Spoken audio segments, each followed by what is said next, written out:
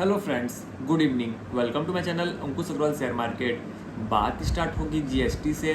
तो जीएसटी बोल रहे हैं कि जो दिवाली में आने वाली थी, जो जीएसटी कट दिवाली में आने वाला था, वो बोल रहे हैं कि अब 1 महीना के अंदर जीएसटी कट हो जाएगा।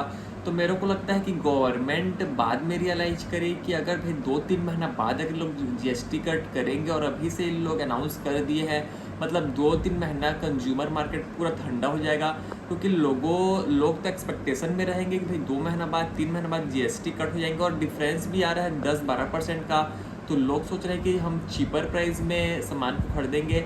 तो गवर्नमेंट उस चीज़ को समझ के और बोल रहे हैं कि 22 सितंबर तक लाने की कोशिश रहेगी अर्ली नवरात्रि में। लेकिन देखते हैं क्या होता है। मेरे को लगता है कि वो भी लेट है। अगर भाई लाना है, इन लोग का मीटिंग तो सब हो गया होगा, तो कल ले आओ, परसों ले आओ, रादर गणेश चतुर्थी में ले आओ। लेकिन इसमें भी एक दिमाग वाली बात यह है कि गणेश चतुर्थी में लोग नहीं लाएंगे। गणेश चतुर्थी ब्रॉडली ये कैटर करता है महाराष्ट्र को, और महाराष्ट्र में भी कोई इलेक्शन नहीं है। तो जितना भी जो भी चीज़ होता है इंडिया में और फॉर द वर्ल्ड में, तो पूरा पॉलिटिक्स से रिलेटेड होता है। तो अभी लोग महाराष्ट्र में बूम नहीं देंगे जीएसटी का, इन लोग लाएंगे नवरात्रि में। तो नवरात्रि में भी कोई ऐसा, वेस्ट बंगाल में भी कोई इलेक्शन नहीं है, लेकिन गवर्नमेंट की तैयारी फुल फेज में है कि कैसे जल्दी से जल्दी लाएं।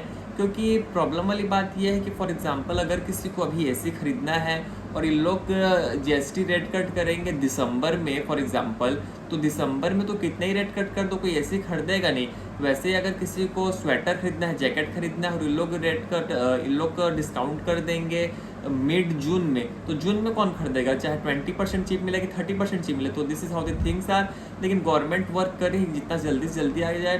तो as a stock market participant हम लोग को तो फ़ायदा है जितना जल्दी से जल्दी आए, क्योंकि अगर लेट से आएगा मतलब ये वाला क्वार्टर का भी अर्निंग ख़राब हो जाएगा। क्योंकि लोग एंटिसिपेट में रहेंगे कि अगले क्वार्टर में जब जीएसटी रेट कट होगा उस समय प्रोडक्ट खरीदेंगे, तो अगला क्वार्टर तो अच्छा रहेगा, लेकिन ये वाला क्वार्टर मेजरली इम्पैक्टेड रहेगा। बट देखते हैं कितना जल्दी से जल्दी आता है। बात होगी और अडानी की, तो अडानी वाले दिग्विजय सीमेंट का पोर्ट खरीद रहे हैं, उसका पूरा सीमेंट खरीद लेंगे बोलते हैं। तो टुडे के कॉन्टेक्स्ट में देखें तो लगभग 30-35% इंडिया का सीमेंट मार्केट कंट्रोल करता है Aditya Birla group, UltraTech cement. तो मेरे को लगता है किसी दिन सुबह उठ के मन करता होगा कुमार मंगलम बिरला का, तो बोलते होंगे 2 रुपये सीमेंट का रेट घटा दो। किसी दिन मन खराब रहता होगा, बोलते होंगे 5 रुपये सीमेंट का रेट बढ़ा दो।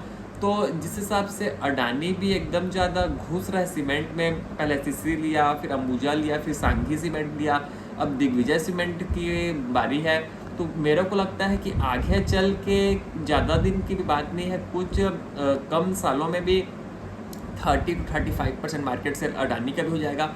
मतलब मेजोरिटी 70-75% 2-3 प्लेयर के ही हाथ में आ जाएगा सीमेंट का मार्केट, और फिर ज़्यादा कमोडिटाइज्ड नहीं रहेगा। क्योंकि जब एक ही 2-3 आदमी अगर कंट्रोल करेंगे किसी सेक्टर को, तो फिर उसमें कमोडिटाइज्ड नहीं रहेगा, प्राइस ये लोग अपने हिसाब से सेट करेंगे और चलते रहेगा। लेकिन अगेन अगर और जीएसटी की बात होगी तो अभी बोलते हैं कि घर बनने में भी स्लो डाउन आएगा, क्योंकि वाइट चीज़ में भी जीएसटी का हमको 28 से 18% हो जाएगा बोलते हैं जीएसटी। तो लोग अभी सीमेंट घर बनाएंगे नहीं तो सीमेंट कैसे खरीदेंगे? तो ये सब बात चलते आ रही है। लेकिन बात होगी मार्केट की, तो मार्केट एज यूजुअल शांत है। और जो डाओ और नेस्डेक जो फ्राइडे को क्लोजिंग दिए, उससे हम लोगों को ये ज़्यादा बेनिफिट नहीं मिला। तो डाओ और नेस्डेक क्यों इतना हायर क्लोज हुए? क्योंकि उसमें एक रीज़न था, जिरोम पॉल बोले, वहाँ जो चेयर पर्सन है फेड के, वो बोले कि हम लोग तो इन्फ्लेशन कंट्रोल में लगे और इन्फ्लेशन कंट्रोल हो भी रहा है। लेकिन प्रॉब्लम ये है कि ज़्यादा इन्फ्लेशन कंट्रोल करने के चक्कर में जो जॉब्स डेटा है वो बहुत वीक आ रहा है और वहाँ के लोगों की जॉब्स जा रही है। तो उससे क्लियर इंडिकेशन मिल रहा है कि अगले क्वार्टर में मोस्ट प्रोबेबली रेट कट होगा। तो उसके मतलब एंटिसिपेशन में लोग खुश हुए और डाउ और नेस्डेक में धमाकेदार तेजी रही। लेकिन जो तेजी थी यहाँ रिफ्लेक्ट नहीं किया, क्योंकि यहाँ तो कोई और डर सता रहा है। यहाँ के लोगों को डर सता रहा है डोनाल्ड ट्रंप का, जो कि 27 अगस्त को डेडलाइन है 50% टैरिफ का।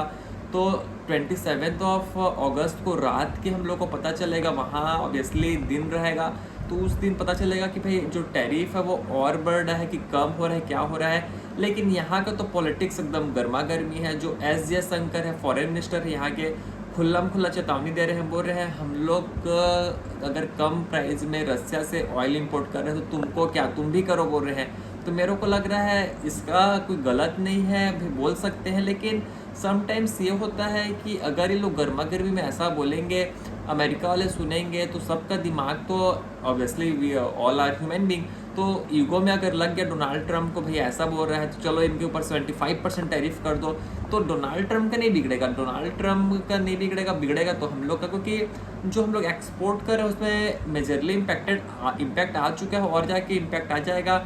तो देखने वाली बात होता है, क्योंकि ego sometimes plays a different role. और इस टाइम तो इंडिया वाले भी एकदम फ्रंट फुट में आ गए हैं, बैक फुट में जाने का नाम नहीं ले रहे हैं। इंडिया वाले बोल रहे हैं कि हम लोग अगर कम प्राइस में रसिया का ऑयल खरीद रहे हैं तो तुमको कोई प्रॉब्लम नहीं होनी चाहिए, और अगर तुमको कोई प्रॉब्लम है तो तुम भी खरीदो। तो प्रॉब्लम तो कुछ है नहीं, सामने वाला का बस ईगो टेंट्रम है, और ईगो अगर सामने वाला का लग गया so it's difficult for all of us. बाकी ये सब तो चलते रहेगा, 27 अगस्त तक का वेट जरूर रहेगा। कल का मार्केट भी देखना पड़ेगा कि किस तरफ